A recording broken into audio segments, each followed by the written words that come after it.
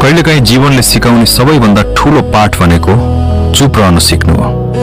तिमीले सबैलाई आफ्नो बारेमा बुझाइरहनु पर्दैन, सबैलाई आफ्नो मनसाय साबित गरिरहनु पर्दैन, किनकि हरेक मानिस सत्य खोज्नु बसेको हुँदैन। कतिपय त आफ्नो धारणा सही साबित गर्न मात्र बसेका हुन्छन्। हरेक आरोपको जवाफ दिन आवश्यक छैन, हरेक गल्ती सच्याउन आवश्यक छैन, र जुन गल्ती तिमीले गरेकै छैनौ त्यसको बोझ पनि तिमीले बोकिरहनु पर्दैन। एक समय यस्तो आउँछ जब तिमी थाक्छौ आफ्नो मूल्य बुझाउन, आफ्नो मन सफा छ भनेर प्रमाणित गर्न र आफूलाई गलत नठानियोस् भनेर लड्न।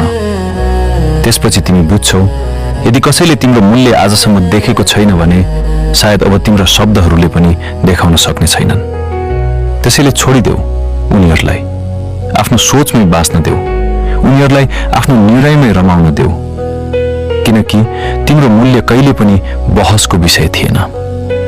र आत्मसम्मान भनेको सबैलाई मन पर्नु होइन, आफूलाई हराउन नदिनु हो। जसले तिमीलाई बुझ्छन् उनीहरूलाई कुनै प्रमाण चाहिँदैन, र जसले बुझ्दैनन् उनीहरूलाई हजारौं प्रमाणले पनि पुग्दैन।